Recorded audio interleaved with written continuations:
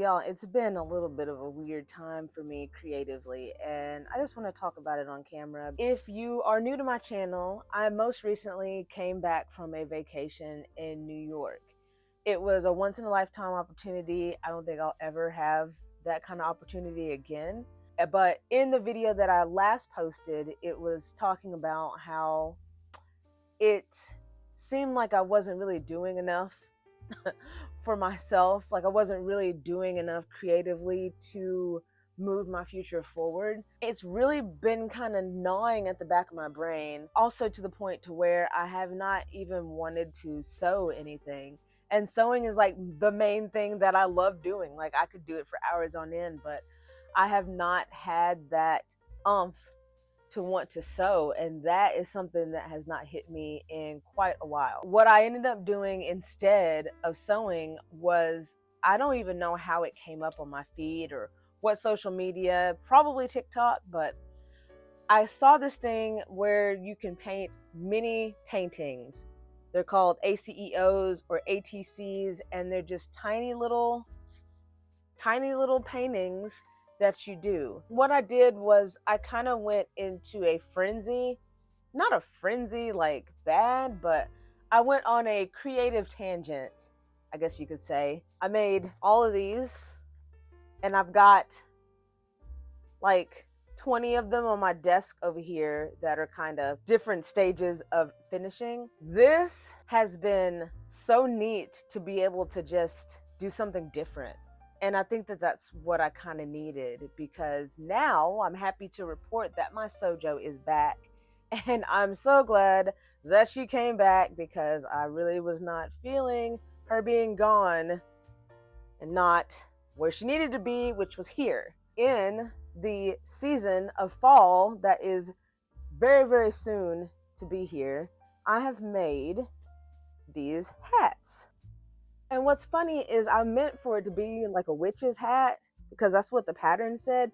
And I will link the creator that I found the pattern online, downloaded. It was a free pattern, and I was like, okay, this is easy enough to where there's not a lot of pressure in it. I'm going to use that creator's pattern, and like I said, I will link it below, to make this floppy version of an autumn hat. This is the first one that I made, and I really like it. I've shared it on TikTok, and everybody said it's giving scarecrow, which it really does. But so then I made one, and I had to make another because, yeah. But it's big enough to where you can wear it. Let's get into making these very cute hats, and I'll give you some different options where if you wanted this to be more stiff and more out like a witch's hat, I'll give you all that information. So grab your sewing gear and let's get to it. Okay, so to start this project, what you're going to need are some fabric scraps if you want to have a patchwork pattern, some batting that's big enough to fill the space for the main part of the hat, and you'll also need some inner fabric that is also large enough to fill the inside of the hat and the brim of the hat. So you'll need some smaller pieces and some larger pieces based off of the size of the pattern. The pattern is designed for an adult size hat. You'll also need some batting, and you want to have a piece that's big enough for the cone part of the pattern. Once you download the pattern, you'll see exactly how much that you need, but as long as you have a square that's approximately 20 inches by 20 inches square for the cone part of the hat with your patchwork and your batting and your backing fabric, then you'll have plenty of room to cut everything out. Now for your brim, you'll need a piece about the same size, and you'll be cutting that on the fold. I'll show y'all that later in the video. If you want your pieces to be a little more stiff, you'll also need some fusible interfacing, and that's something that you iron on the wrong side of your pieces just to give it a little more body. Now I am not using any interfacing in the hat that I'm making, but I will show you exactly where you can add it if you just want to give it a little bit more body. Now these are some scraps that I've had for a while, and they're just in fall colors that I thought would work out pretty well. When I first started this project, I was going to make everything kind of even and cut out all my squares to be the exact same size, but I kind of scrapped that idea because I like my things to be a little bit more random than the norm. Some of this fabric, I think it's more like a linen type of fabric, but if you use, if you use like fresh fabric that just comes from the store, then you're probably not going to have to do as much pressing. But this was all secondhand fabric that I had washed and dried, and it's been in storage, so I needed to give it a little bit of extra TLC. Now, this fabric is what I used on the inside of my hat, so I just made sure that it went past the edges of my pattern. And I did spray based everything with this temporary adhesive because it just seems to work out pretty well to keep everything in place. I did not quilt my pieces for the cone. Now, that is something if you wanted to add an extra level of detail that you can do, but I just spray basted it and kind of went with it like that. But feel free to do some quilting, free motion, or patterns, whatever works for you. So once I got the amount of fabric that I needed ready, I just went ahead and cut out my pattern. It's a little bit off camera, so I apologize about that, but I should have zoomed out a little bit more, but I'm getting back into the video groove, so just bear with me. But I cut out the cone part of the hat, and this is the piece that you'll have. Once you get this piece cut out, you're going to put it with the pretty sides together, and you're going to put the straight sides of your cone together. And that is going to be the side that you do sew up, and that's going to make the main part of your hat. So I just lined up the edges as best as I could. It wasn't exactly perfect because nothing that I do is perfect, but it still works.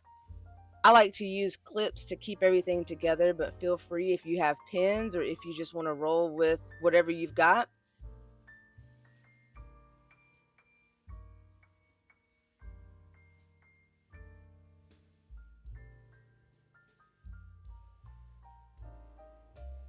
You're going to go ahead and sew on that edge. I used a 1/4 inch seam allowance, and I actually used a straight seam and a zigzag stitch to keep that secure.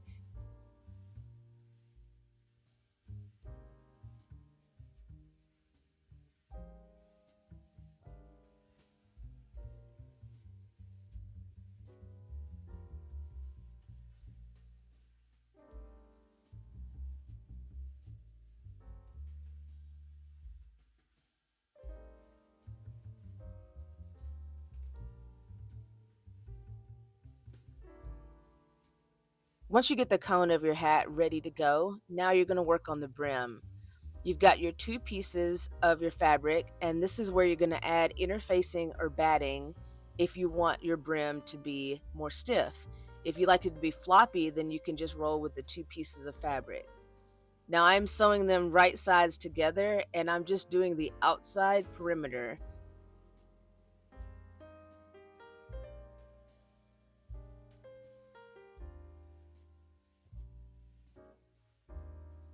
Now what we'll do in the next step is we're going to turn it right sides out, and you can actually give it a top stitch at this point, but I chose not to do that.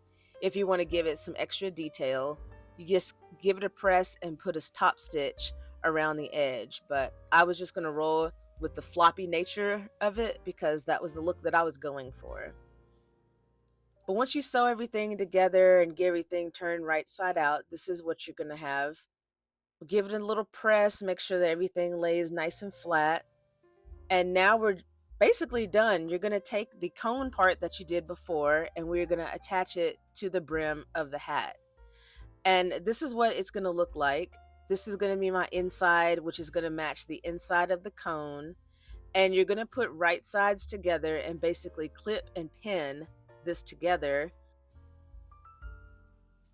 You'll go to your sewing machine and you'll sew those together with a 1/4 inch seam allowance.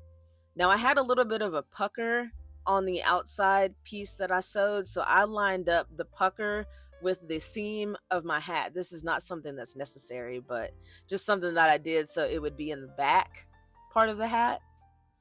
But I just made sure to put the right side of the brim to the right side of the cone and use some clips. I did use a lot of clips to make sure that everything was lined up nice and neat. And this is one of those things to where it doesn't have to be perfect unless you just want to roll like that. I am not perfect. So, but I went all the way around the edge of the bottom of the cone to the inside of the brim and clipped everything in place. And then you can choose to stitch that together with a straight stitch or with a serger, or you can use a straight stitch and a zigzag stitch just to make sure that those two pieces are combined. I did have to stretch things out a little bit just to make sure there wasn't a lot of bunching, but I did use a 1/4 inch seam allowance all the way around the inside. I actually used a straight stitch and a serger stitch on this. If you want to have a cleaner finish, you can add some bias tape to the inside, but I like the way that it looked like this, and it's a quick and easy kind of project just to use up some scraps. Or something like this to do to get my sojo back is definitely something that I needed, and I was really glad that this came into my feed because it was the perfect project that can be used all for fall. But let me know if you have any questions in the comments, or if you have any feedback, or what color schemes that you would love to do your hat. And I appreciate you watching, and I'll see you next time.